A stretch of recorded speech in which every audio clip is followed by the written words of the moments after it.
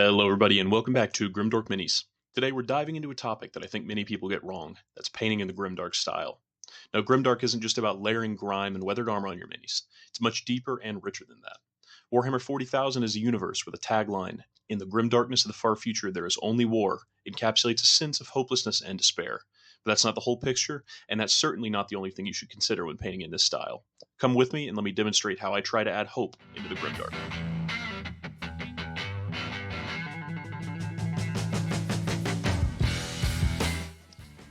To truly capture the essence of Grimdark, we need to think beyond just the visual elements.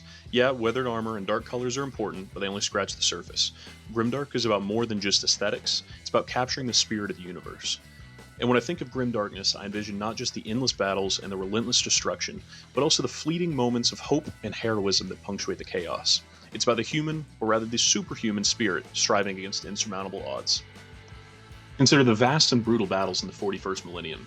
Amid the carnage, what stands out are the stories of perseverance and courage. Even when we play a small part of these large-scale battles on the tabletop, these are the moments of hope that keep us coming back to the table.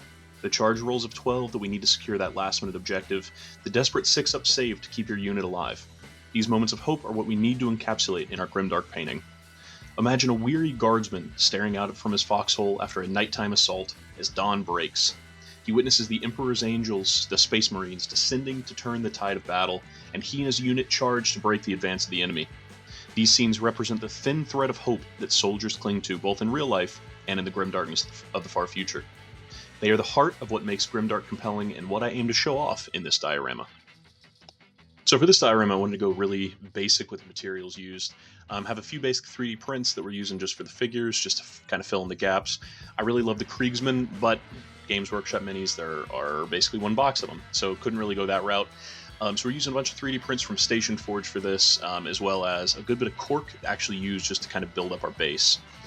For the texture paste that we're going to use here, it is AK Interactive Deep Mud. Nice, easy to work with, just kind of spread this around everywhere. And using this to kind of fill in this trench a little bit before we actually cut up popsicle sticks, which are great kind of scale planks to use.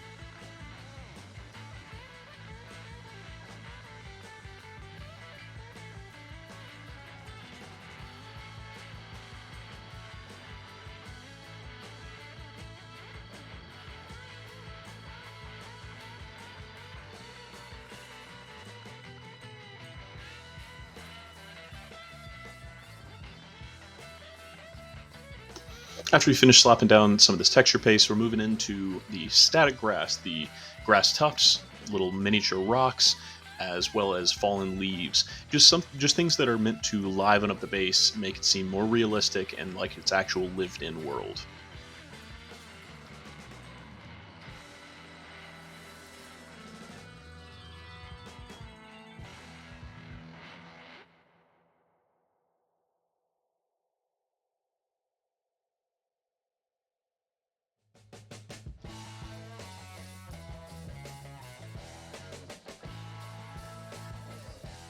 Now that we have our diorama constructed, how do you bring the sense of hope and despair into your miniatures? Start by focusing on the storytelling. Your paint scheme should tell a story beyond just looking grim. Use your colors to create contrasts that highlight both the bleakness and the moments of heroism. For instance, dark and muted tones can easily show the despair and the grimness of the setting, while bright highlights and sharp contrasts can bring out the moments of triumph or hope. Don't just layer on dirt and grime, instead think about how these elements interact to create a narrative. So for this diorama, our brave Kriegsmen are charging off into the dawning sun as the Space Marines are descending from above. So how do we do this? We want to go ahead and set up an initial base layer in tones, and we can easily do this through the use of an airbrush. So we're going to paint the vast majority of this with Army Painter's Omega Blue, just to set down a previous kind of base color for the backside of this and our night scheme, before moving into a watered down Citadel Xarius Purple. Similar thing, we're almost just doing a zenithal here of just incorporating smaller and smaller areas as we descend in colors and get brighter. So with this Xarius Purple, we're going to be using a lot less and covering a lot less of area of the blue. This to show just slowly as the sun is rising, the colors are getting brighter, the palette is warming up as we go.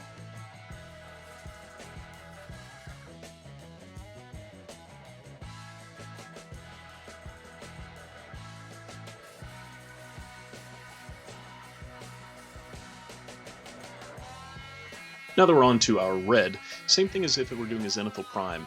We want to just be impacting and aiming at it from one set direction to imitate the light source that's coming. It's almost like an easy way to do an OSL. So for this, we're just going to hold it at one steady angle and blast it with the red. That way, whatever is obscured, such as behind like the little concrete barrier, is going to stay in that blue and purple range, where everything in front of it's going to get blasted with this red.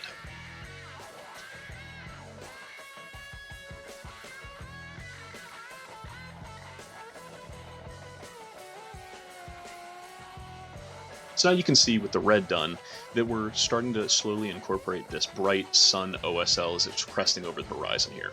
So with the red done, we're going to move over to Fire Dragon Bright, once again hitting a smaller space and just kind of slowly moving it down to a flat angle, because in our minds right now, the sun is just kind of cresting just over the horizon line. So very, very flat angle with this, and just try to hit those raised edges straight ahead. Don't want to hit it from above, or else you're going to start to ruin that kind of blue purpley effect in the shadows that we've got. And for our final highlight, we're going to use Fire Dragon Bright and Averland Sunset to complete this OSL sun effect. And we want this basically just at a 90-degree angle, straight on the miniature. This is hitting the least amount of area of the other ones, but this will really sell that bright OSL sunrise.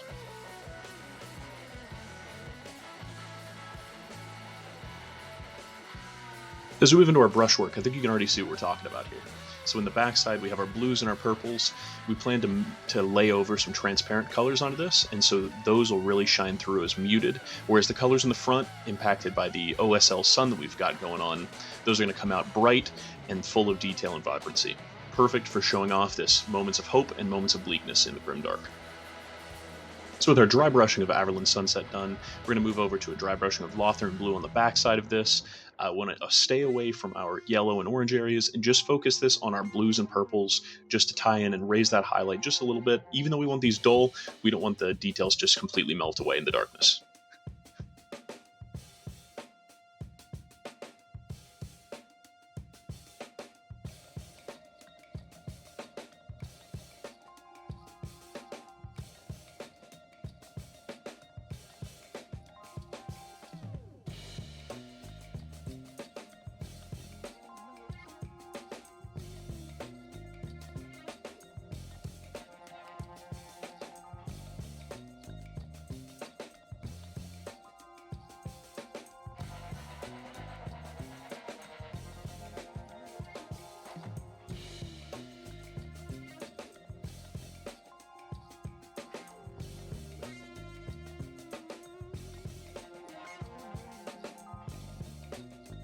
So with our OSL base coat done, the plan here is to layer over transparent paints in order to still utilize everything that we have below, but to tint everything just enough to where it still shows the color, but the darkness and the brightness show through, and the heavy lifting is already done for us.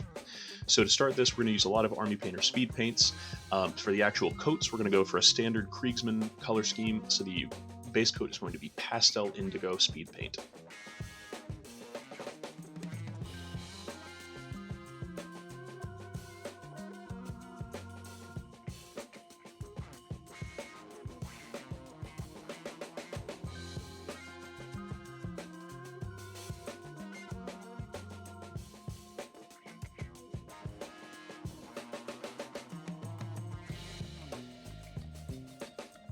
Remember, Grimdark isn't just about the grim and the dark, it's about the struggle within that darkness, the brief moments of brilliance and hope that make the overall experience more profound.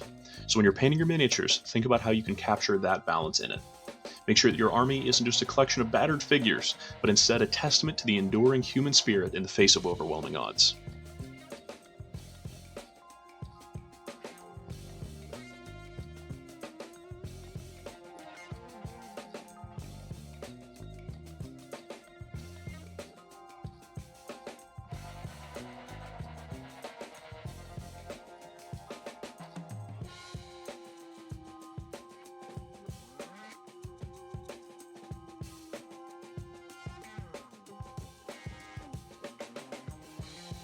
For our leather details, we're going to go ahead and base coat with speed paint hardened leather.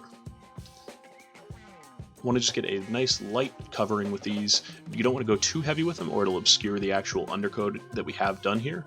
So just do a nice one pass, water it down just a little bit with either speed paint medium or water, and then just slowly trace over wherever you want it. And to base coat our metallic details, we're going to use a speed paint broadsword silver, watered down once again about 2-to-1 with speed paint medium or water. I personally prefer speed paint medium. I think it gives a slightly better and creamier result for this. Just make sure you cover the entire area with it. I would try to focus your brush strokes to end towards the darkest parts of the model, just to where the actual pooling of it occurs as further back as possible. Kind of hard to control this sometimes, but you just want to do the best you can. You can move it around just a little bit after you've actually finished base coating and lifted your paintbrush, but just don't want to do it you don't want to do it too late after, or you're going to create a coffee staining effect.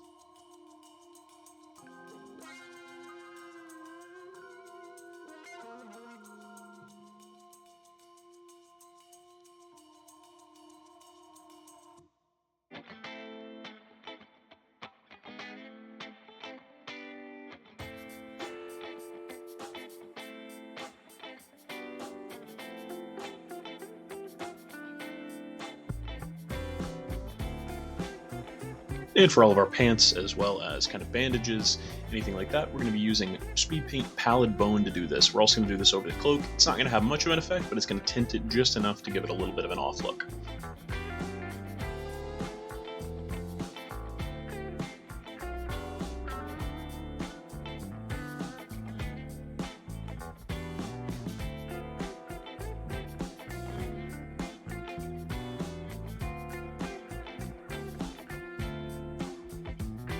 And for our final highlight, we're going to do Averland Sunset.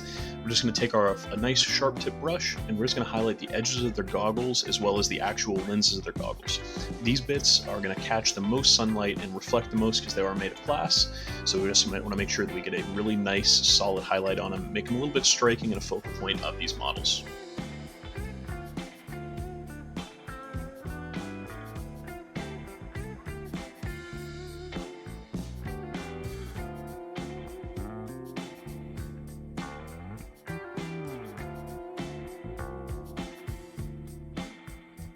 And that'll wrap up our diorama for the day.